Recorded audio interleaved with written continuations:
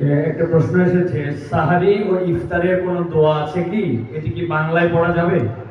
ইফতারের আমরা দোয়ার কথা জানি ভাই। ইফতারের একটা কমন দোয়ার কথা আমরা জানি, আরেকটা দোয়া আছে আনকমন, যেটা আমরা জানি না। দুইটা দোয়া আমি বলছি। এক নম্বর হলো ইফতারের দোয়া, যেটা কমন আমরা জানি, সেটা হলো আল্লাহুম্মা লাকা সুমতু আলা রিজকিকা আফতারতু। এই দোয়ার অর্থ হলো, হে আল্লাহ, আপনার জন্য আমি সিয়াম সাধনা করেছি, রোজা রেখেছি, আর আপনার উদ্দেশ্যেই আমি ইফতার করেছি, অর্থাৎ আপনার নির্দেশের পালনার্থে আমি ইফতার করেছি। এই যে আল্লাহুম্মা লাকা সুমতু আলা রিজকিকা আফতারতু, এটা ইফতারের একটা দোয়া।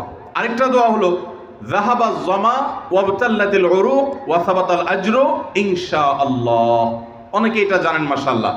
যাহাবা যামা মানে আমার পিপাসা দূর হয়ে গেছে, ওয়াবতাল্লাতিল উরুক আমার শিরা উপশিরাগুলো সব সিক্ত হয়ে গেছে, ওয়া সাবাতাল আজরু ইনশাআল্লাহ এবং আল্লাহ চাহেন তো এই রোজার বিনিময় আমার জন্য অবধারিত হয়ে গেছে। এই যে দোয়া ইফতারের, এটা কি ইফতারের আগে করবেন না মাঝখানে করবেন না শেষে করবেন? কি বলেন, ইফতারের আগে না শেষে? যারা যারা আগের পক্ষে তারা হাত তোলেন। মাশাআল্লাহ, বলো ভাইরা আমার, এই দোয়া ইফতারের পরে করবেন, আগে না। অনেকেই এই ভুলটা জানেন, অনেকে মনে করেন যে আগেই করতে হয়, আগে না। ইফতারের দোয়া কখন করবেন? ইফতারের শব্দের অর্থের দিকে খেয়াল করলে তো দেখতে পারেন, পিপাসা দূর হয়ে গেছে, শিরা উপশিরা সিক্ত হয়ে গেছে, এটা কি ইফতারের আগে হয় না পরে হয়? তাহলে আল্লাহুম্মা লাকা সুমতু আলা রিজকিকা আফতারতু, আল্লাহ তোমার জন্য রোজা রাখলাম, তোমার রিজিক দিয়ে ইফতার করলাম, এটা কি আগে না পরে? পরে। অতএব এটা ইফতারের পর। তাহলে ইফতারের শুরুতে কি পড়বেন? বিসমিল্লাহ। বিসমিল্লাহ বলে যে কোনো খাবার খান, ইফতারও খাবেন।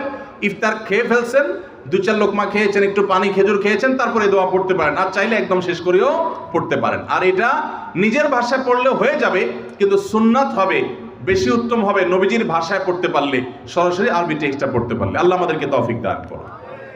রোজার নিয়ত কোনটি বা কিভাবে করব? নিয়ত পড়া কি রোজা রাখার জন্য জরুরি? নিয়ত তো সমস্ত ইবাদতের জন্য জরুরি, কিন্তু নিয়ত করা জরুরি, নিয়ত বলা জরুরি না। নিয়ত করা এক জিনিস আর নিয়ত বলা আরেক জিনিস।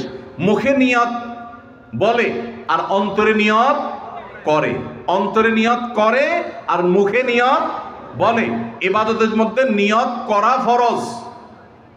রোজার জন্য নিয়ত ফরজ, নামাজের জন্য নিয়ত ফরজ, কিন্তু নিয়ত বলাটা ফরজ বা সুন্নাত কোনোটাই না। আমরা যে রোজার নিয়ত শুনছি, নাওয়াইতু আন আসুমা গাদান, আছে না? বিভিন্ন আপনার ক্যালেন্ডারেও লেখা থাকে, ভিত্তিহীন। নবী করিম সাল্লাল্লাহু আলাইহি সাল্লামের কোন জয়ীফ জাল হাদিসেও এরকম রোজার কোন নিয়তের কথা কোথাও বর্ণিত হয় নাই। ইসলামের নামে নকল আমল করলে সওয়াব হবে না গুনাহ হবে?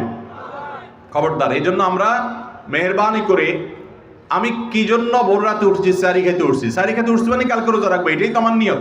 মনের ইচ্ছা আছে, ইন্টেনশন আছে, এটাই নিয়ত। মুখে আলাদা নিয়তের উচ্চারণ দরকার নাই।